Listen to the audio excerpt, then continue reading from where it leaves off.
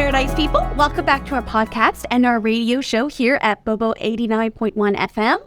I am Bella Rooney, your host, and today we are joined by Codi Whittaker, co-founder and vertical farmer himself at Primitive Greens. Welcome. Thank you, Bella, for having me. I'm excited to talk to you guys today about vertical farming. I'm so excited to learn and hear what you have to say about vertical farming. I mean, I feel as though we're entering a topic that I actually don't know too much about, and I'm super excited to learn. But today and get the 101 on what and why you're doing this. So you co-founded Primitive Greens with Carrie Lawrence, right? Yeah. Okay. And launched your first freight farm in 2020? Yeah, correct. Okay. And I feel like there's so many things we could chat about, but let's just start by getting to know you. What was your journey up until that point, and has this always been a passion of yours? Primarily, no. So up until that point, I was still in university. I graduated in December of 2019. So it was coming back, deciding, what I wanted to do. So I studied computer science, and computer science here compared to the States is very different. So most of your computer science here, you're doing more IT work. So what I did in school was like software engineering, programming, different things like that. So it was around July 2019 when I was here for summer. We were just brainstorming a couple ideas, and I did come across farming as one of the ideas, and then basically just kept thinking about it while doing my schoolwork. So when I graduated in 2019, came back January 2020, we were just on the idea of this is something that we wanted to do. Then the pandemic happened, and then it was just even more prevalent to bring this into, fruition. And during the pandemic, it was lockdown. I wasn't working, so I had nothing else to do. So all I was doing was freight farms. So it was a COVID brain baby. Yeah, COVID brain baby, basically. So through COVID, we basically got our full plan down. We got our first farm, I believe, in August of 2020. And we've been going ever since. That's super cool. Kind of never know when things like this will just pop up into your life and suddenly change your whole life, right? Yeah. Interesting. So you guys are the first vertical or hydroponic farmers on island. So could you tell us exactly what does vertical and hydroponic farming mean? Because those are it's not what you usually associate with the word agriculture and farming. Yeah, so I would say we're one of the first. I know there's a few farmers who are growing outside that are also growing vertically. Okay. They're just outside, so they're using towers. I know there's a few people, I think, who've bought used containers and just retrofitted them themselves and gave it a go. So basically, vertical farming is traditionally farming is in a 2D space, like the width. But vertical farming, you're incorporating height. So you have more depth to grow a variety of things. So there's where you get your layers. So instead of just having an acre, you can multiply that acre by 2 if you just go up using, just going up vertically. You can do it by 3 if you go up again, 4, and you just keep going up. So with that, you save a lot of space. So in one of our farms, we're basically growing in 40-foot shipping containers. We grow around 2 to 3 acres worth of food in 320 square feet. So the equivalent to that in Cayman is quite drastic. So land is very expensive. Arable land is at a premium and very hard to find. And most of the stuff we focus on is cold weather crops. So growing indoors and vertically helps us save on space, and it helps us up the production basically. Okay, what does the hydroponic aspect? So the hydroponics have been around for a while. So it's basically replacing soil with just water. So all the nutrients are placed in the water instead of having soil. So when you're growing in the ground, once you water it, you fertilize it, all the water and the soil basically it starts going down the basically shelf. So with water, the water is recycled. You save about 98 to 99% compared to traditional farming because all the water is recycled. So in our farms, we basically make our own water. So in the daytime, when the lights are on, the plants release moisture. We have a dehumidifier in the back, which takes in the moisture and just puts it back in the tank. So we only use maybe about 5 to 7 gallons of water a day. That's super cool. Yeah. So water is no issue for us, and that's the benefit of using hydroponics because you're just recycling the water. You'll do a water turnover every once in a while, but that's agriculture, I believe, is the biggest user of water in the world. So if you're thinking about cows or just traditional growing lettuce in the ground, it uses a ton of water. And you can't get that water back. It just goes back down the waterlands and you have to wait. Right. That's super interesting. So that's super sustainable then, really. Yeah. So in places where you have droughts, so California, Arizona, and those places, in a hydroponic system, you don't have to worry about water too much because it's recycled. So that's where that comes into play. Cool. So you mentioned that you mainly focus on cold weather products, I guess. So why have you chosen greens, I guess? So greens, right now where the technology is, greens is the most efficient. So you can also grow berries indoors, mushrooms, different types of herbs. We could do kales as well. But we primarily focus on the leafy greens because most of that stuff here is imported. So because we are in Cayman, we import most of our food. And things like romaine, you can't grow that year-round in Cayman, and that's where the demand is really. So you'll always have once you go to any restaurant, you'll always have a romaine salad or some type of salad. Everywhere. Yeah, so that's what we're primarily focused on. And it's also a way that we don't step on the local farmers here who are growing other crops such as tomatoes, cucumbers, and things like that. So we primarily focus on the cold weather. Filling the gap, Yeah. really. Because I guess romaine here is like something like $6. Yeah. Head lettuce. It goes up and down. Another thing as well. So because we are growing it here, we're able to control the price. So you don't have to worry about food importation costs. Usually anything I get an order, I usually pick it the same day. So yeah, so my stuff goes from maybe the latest it'll be maybe 2-3 hours before it's actually on your plate or in the store. Wow. And how do you actually, speaking of getting it into the store, how do you distribute these products? So we basically primarily do it ourselves. We package, harvest, and do everything ourselves. And then once we do that, we just drive it out to the Fosters or different supermarkets, restaurants, etc., and just give it to them. So it's kind of like a distributor type arrangement that we have. But once we scale, we hope to get it better where we have packing machines, find more efficient packaging, eco-friendly packaging, and things like that to make the process quicker. Okay, and where are you distributing right now? You mentioned Foster's. Yeah, so you can get us in all the Foster's locations. There's a few restaurants that have our stuff. Regatzi primarily have their stuff. Regatzi's just so good. Yes. Vaccaro, we've been in Union, Ottawa, a few new restaurants coming up. We'll also have a few things in there. So we're just growing into where we want to be.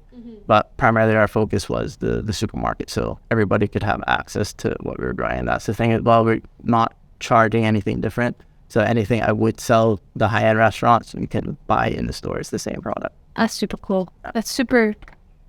It is expensive these days to eat healthy, right? And to look after yourself. Yeah. So our mission was making clean, healthy produce affordable for everyone. We don't believe anybody should not have access to that. It's a basic human right, food. Right. So that's one of our main missions with what we're doing here.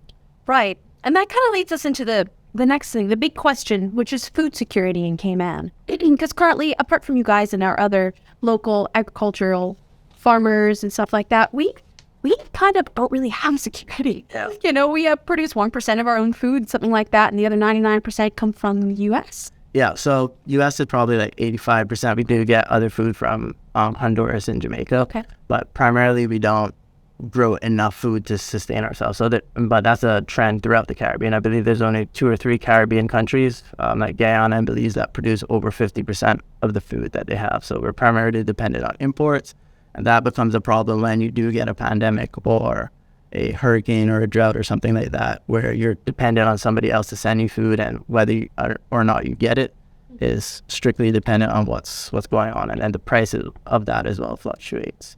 And this is so important for us here as climate change continues to change and climatize, because we're going to have more hurricanes, more situations where we might be isolated from the outside world, right? Yeah, so if you think about it, all of our food usually comes in primarily by ship. You do get the UK stuff is coming on plane, but if you think a bad hurricane comes through here, say the port gets destroyed, we're waiting on food to come in just because we don't grow enough here, especially the leafy greens and other staple stuff. So we do have to wait, but that's just the reality of the situation. The average age of the Cayman Island farmer is about 66, so we're hoping more young people get involved because of the technology side of it. So this could become bigger, so that Cayman could actually produce not all of its food, but most food. So for example, leafy greens, we should be able to produce all the leafy greens we need here on island with this type of technology. And then once the technology gets better, we can go into berries as well. So strawberries, blueberries. So if you can imagine local strawberries grown here, where the farm is, what is being utilized, that would be a game changer for us. It's just so much more sustainable for our island, and the way we bring it in, because when we bring all of these all these importations, it's all CO2 and it's noise pollution in the ocean, and it's so many other aspects. Yeah, so even our shipping transit, so even if we are getting, say your bananas are coming from Colombia, they don't come directly from Colombia to Cayman. They might go Colombia, move up to a different island, move up again, move up, and then enter Miami. And then from Miami, then it comes to Cayman. So in that long journey, you're losing a lot of nutritional value. Pest disease might get picked up along the way and different things like that. So once we shorten the gap, basically farm to plate, you'll see a tremendous benefit. So a lot of people commend the taste of our product. So all of our lettuces, once they try the different lettuces, all of them taste different. Wow. Which they really enjoy, because usually when you go to a supermarket and either if you get old lettuce or something that's been imported, it's probably 2 or 3 weeks old already, just because of the travel time it takes to get to Cayman. And they can actually taste the difference. You can see the difference as well. So our stuff usually lasts 2 to 3 weeks in the fridge. That's wonderful. So we've had people who bought stuff and put it in the back of the fridge and completely forgot about it, but haven't opened it, and they come back and it looks like they just bought it for the supermarket. And I mean, that's less packaging you have to buy. That's less money that can now go to more maybe sustainable products that you want to invest in. That's the future, my friend. Yeah, that's our slogan. Primitive green is the future of farming. That is the future. Okay, so you guys did a talk with Freight Farms, and am I right thinking you bought one of their? Yeah, so all of our units right now are Freight Farm units. Freight Farm units, okay. And I will link that below so other people can check out that talk, because it was super interesting. So you started with 1, now you have 3? Yes, we have 3. Okay, so why did you choose these Freight Farms over warehouse? So Freight Farms, we basically chose the container unit because it was pandemic. So with the container unit, it's more viable for us in terms of mobility. So actually 2 of the farms that we have, we do plan to send to Cayman and Little Cayman Islands. That's cool. And that's something we can do literally right away. Just get a crane and a truck, put it on the ship, go there, connect it. So with the warehouse, it's more of something stagnant that once it's built is there. Stuck. And with the container, we can actually grow a variety of different things. So I can have, say, a hot weather crop in one container, a colder weather crop in another container. But when you're growing in a warehouse, you have to grow things that are roughly, that do well at roughly the same temperature. So for example, if I'm growing something like basil prefers a higher temperature. So if I grow it colder, it'll take a lot longer to grow than if it was in its ideal environment. And that's another thing with the container. So just the mobility and the range of things that we can do with one container compared to a big warehouse, and then the cost as well. It's a little bit cheaper. And in terms of something not being, I guess, produced in a warehouse or even just simply outside, pesticides and... Yeah, so once you're indoors, you can control the environment herbicide and pesticide free. So we just make sure we, clean your shoes, make sure we don't go anywhere too drastic where we can bring something in the container that would make us need to use herbicides or pesticides. Right, and that's not even just so vital for human health, that's vital for environmental health, right? Because so many of these things like herbicides, pesticides, they leak to bugs, and then those bugs with that in their body get eaten by the birds, and those birds then get eaten by maybe, Yeah, so it's just a whole chain. So it's another thing that we are proud of that we don't have to do just because of the technology. So anything that you buy from us is herbicide and pesticide free. So cool. So cool. Oh my gosh, you're checking all the boxes right now. You really are. So I can imagine that it takes quite a bit of energy to run an operation like this. What are your plans to make this like a sustainable process in terms of your energy consumption? Yeah, so in terms of energy, it does use quite a bit of energy just because we're controlling the environment. We do live in a hot climate, so we're fighting the outside element. So in our containers, it's roughly 63 degrees to 78 degrees. So if it's if it's 86 outside, the AC is working a little bit harder, and then you do have to supplement the plants with LED lights. So for sunlight. Yeah. So people get it confused that plants actually need sunlight when they're actually using spectrum. So it's kind of like when you spray a hose, you can see the spectrum of light. So you can get your reds to blues, your greens. Plants only usually absorb red and the blue, but that's primarily just what they need. So even they can't absorb the green light because of the chlorophyll that they produce. Yeah. It just, bounces back. So using the lights is one of the most energy intensive factors. So what we did, or what we have planned, we've submitted a proposal to Off-Rig in order to scale our operation and make it more feasible so we can grow other things. And it's just a 3 megawatt floating solar facility. Floating? Yes. So we are saving, 2 to 3 acres worth of land per container. We didn't want to, take up that land using 2 to 3 acres worth of solar. So floating solar is an option that we looked at. So it's primarily being used in Asia where they get a lot of typhoons and it's tested out there. So we would just use Quarry Lake, which is already dug out. So it's just repurposing the space, and we'd float the floating solar in the lake, and then all the power that we use would go back into the farm. And that'll be enough to run. Yeah, so we plan to scale up to about 50 containers, and with that you'll get a variety of things, including kale, earberries, mushrooms, and things like that. And once you have that energy system in place, we're able to fix the price of our produce. So right now, because we are dependent on the fuel, if fuel goes up, we have to raise the price of our lettuce just because of what we're doing. You have to live. Yeah. Just because of what we're doing. So once we have that solar in place, we're able to just fix the price, and we'll know what it is today, and we'll know what it will be in 20 years. So that's what we're working on. And then it also brings the cost of our food tremendously down because we don't have to worry about fuel. It's just the energy. So all of that's in place, and we're just waiting to hear back now from Off-Rate to see their stats on the project. I mean, how could they say no? How could they say no? But I have a question that you don't have to answer, but I wonder how do you receive this? Is a massive project. How do you receive funding for something like this? Is the government helping you, like the Department of Agriculture? Are they involved, or are you just totally going for it? Yeah, so the government entity, agriculture, has been helping us with the agricultural side of it. Okay. So they'll help us get the things in. So our first container, I believe it was maybe held up in the port for like 2 or 3 days because people didn't understand what it was. Of course. So they thought it was just a container that had farm stuff in the container. Right. No, the container is the farm. And, it wasn't clicking. So through the whole 3 years that we've been up and going, they've helped us with seeds, different permits, because you do need permits to bring in seeds and different things for agriculture. And then agriculture does offer a lot of subsidies for farmers. So like our nutrients are duty-free. Oh, okay. Our seeds are duty-free as well. So it goes along that list. So we've talked to everybody in government about what we propose to do and what we see Cayman in the future like in terms of food security. Yeah. So we're just waiting we just have this final piece of the project that needs an approval. And then once that gets approved, we'll be fine. And then in terms of funding, a lot of companies around the world are looking at this in terms of future growing. They see it as it being something very sustainable for them. So to date, we're currently self-funded. Awesome. Yeah. So we don't really have to worry. Luckily for us, we don't have to worry about paying back a loan on any of these containers or anything that we have. So we're able to offer the produce at a cheaper rate. So we knew once we started out that it would be a battle to get to where we needed to be. But because of the scale, we knew that we needed solar. And once the solar comes into play, we'll be able to expand into different things. So right now we're going to start hitting our peak with lettuce.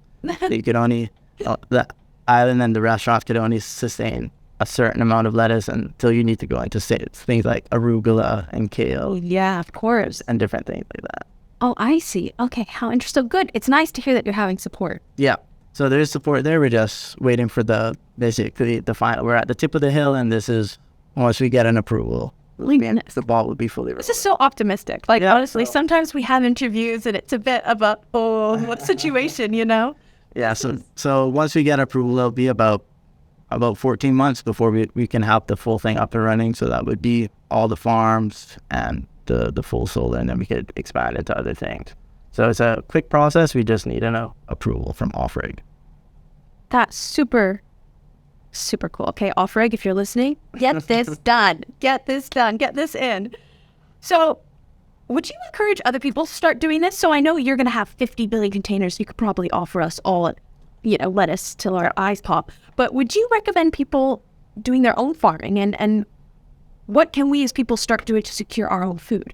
Yeah, so right now the technology is getting to a point where they do sell kits. I believe you can buy a little small hydroponic kit in A.L. Thompson. Really? Yeah, and it'll give you the seeds, and it'll have like a little lamp with light. You can grow like basil, mint.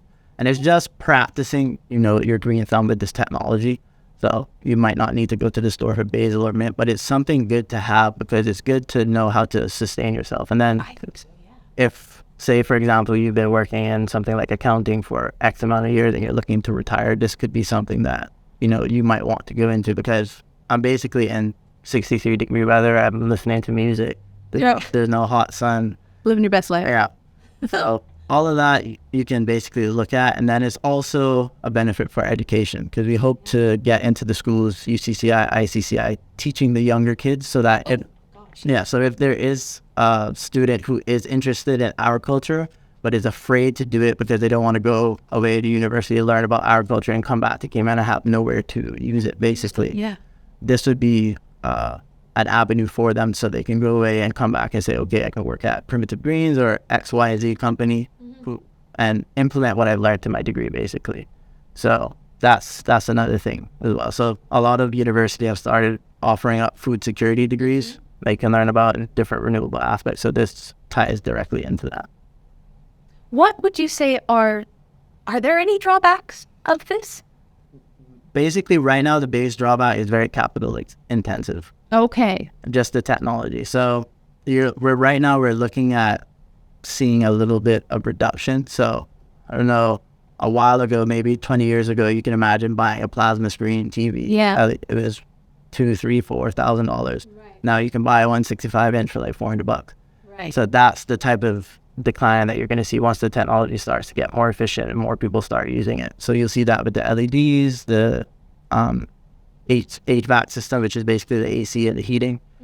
Now, once you start to see that decline, then different things will work around. So the biggest thing is the capital expense. And what's super cool, I think, is that once you've created your, I guess, what am I trying to say? Your massive, I guess you could put container on container on container. You could cover that all with green and make it completely like, because when I'm thinking of, I'm picturing containers in my mind in a lot. There's a way of making that also a part of the environment, right? Yeah. So with a container, you can basically put up your wood fencing, and then vines can grow on it.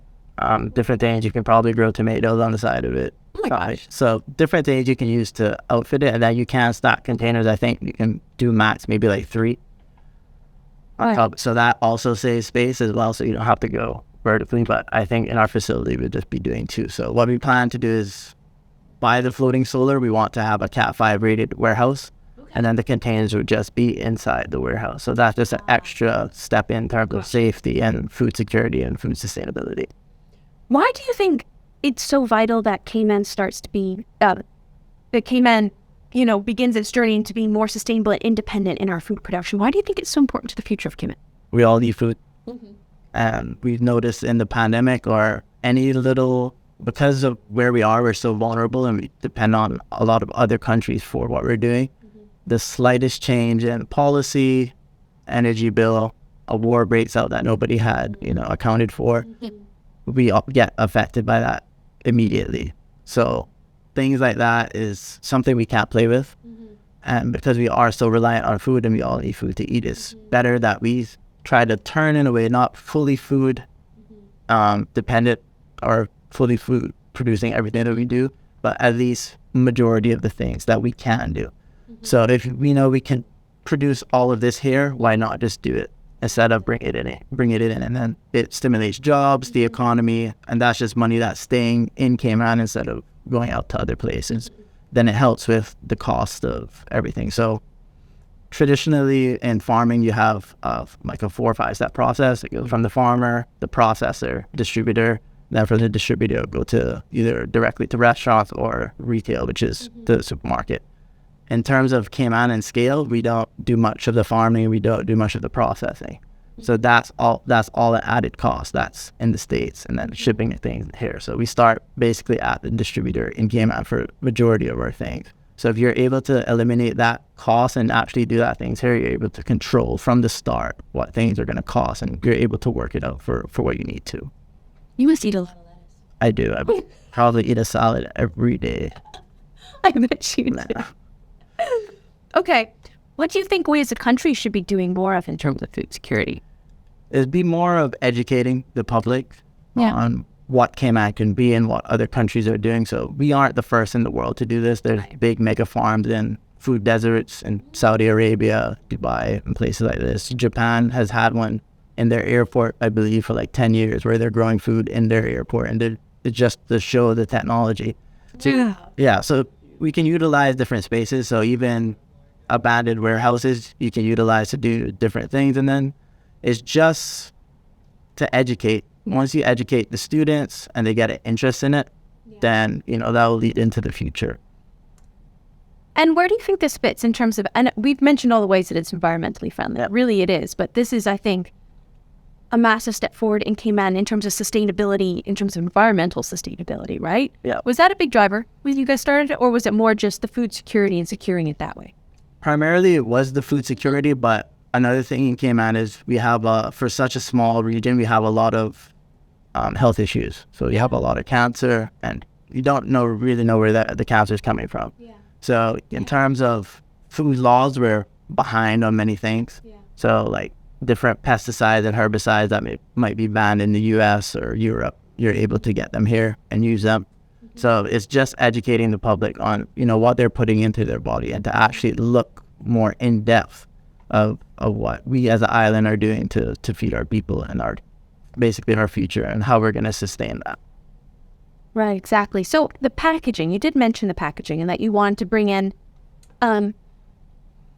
bigger machines to make the distribution of the packaging more easy and more eco-friendly, right? So right now, how are you currently doing that? So right now, our packaging is basically, it's a 64-ounce container that holds about 5 ounces of lettuce. Mm-hmm. So that will last in the supermarket 2 or 3 weeks, and then it'll last in your fridge about the same amount of time. So that's primarily what we're using now. People just go in, pick it up, and use it. But what we do intend to do in the future is to get more eco-friendly packaging, more easily biodegradable packaging, to say the most, and then also offer full heads. So no packaging at all. So it's just you pick up the full living head, take it home. Either you prepare it there and put it in some Tupperware and put it in your fridge, or you just leave it in a cup of water. So that's where we're going. But right now, because of how small we are as a company, we haven't gotten that solar approval yet. We can't grow to that scale where we can implement that. We're just using the plastic packaging for now. So that's a big future goal. So what are some of your future goals? It seems like you have a billion. Yeah, so our future goals are to get into different produce. So we will be growing gourmet mushrooms in the near future. Oh my goodness. And then we also want to get into berries as well. So once we start doing different things, then we can, sit back and say, okay, we're growing this and this and this. As the technology improves, we'll be able to implement a variety of different things. So where the technology is right now, it's basically sweet spot right now for leafy greens and herbs. The next step would be sweet spot for berries. And then after that, they're hoping that they can get into your more staple crops, such as corn, barley, wheat. So if you can imagine that, because that grows outside and because it grows so high up, it's just they're doing a lot of R&D to see how they make that feasible. A bit tricky. Yeah. Well, where can people go to learn more about this? I mean, it's a vast topic with so many different angles. Yeah, so you can go to our website at primitivegreens.ky, our Instagram page, Facebook page, but you can also do your own research on the internet, controlled environmental agriculture, freight farming, indoor agriculture, and there's tons of videos basically on the web that you can learn different aspects, the benefits, the cons, and different things like that. So all the information is readily available. It's just now it's basically our goal to get this into the school so people actually know about this. So a lot of people who are able to take a tour where we do have the time, they say they never thought they would see something like this in their entire life. So when you go into the farm, it basically looks like a spaceship and very sci-fi, very, very different. So it's just the educational part of it. It needs to be, yeah. And the reasons for needing it for health-wise and environmental-wise, really. Yeah, so all the benefits, healthier product, fresher product, so you don't lose as much nutritional value because it's a very short journey. Very cool. Well, that's all my questions. I mean, I think I could come up with 10 more if we sat here for a little while longer. But thanks so much for joining us today. I mean, this has been amazing, and it's an amazing initiative, and it's a massive step forward for Cayman, and I can't wait to see what you guys do with it. I do. And I mean, now I want a little hydroponic in my house. I'm not going to lie. I'd love to grow my own lettuce. And so, yeah. So, guys, check them out. Check out their website, which is primitivegreens.ky, and on Instagram at Primitive Greens. At Just Primitive Greens. And hopefully we can come into a little tour and check it out ourselves. Definitely. That would be awesome. Thanks, Cody. Thanks so much. Thank you guys for having me. Thank you. And thanks again to DMS Broadcasting and Bobo 89.1 and my pal Ryan Kirkaldy from Retrospekt Media for capturing all of this. Check out our filmed episodes over on YouTube and follow us on Instagram and Facebook at Protecting Paradise KY. If you're interested in sponsoring an episode, then check out our fundraiser on Go Get Funding and just type in Protecting Paradise Podcast and we will pop right up. Any support you give us will mean the world and allow us to keep doing what we're doing. And finally, you cannot care unless you know. And in this case, there's a lot to know and a lot to learn about our food security and our options that we actually have here. And we're always open to hear your opinion and your topic suggestions, so do not be shy. And we'll see you next week. Toodles!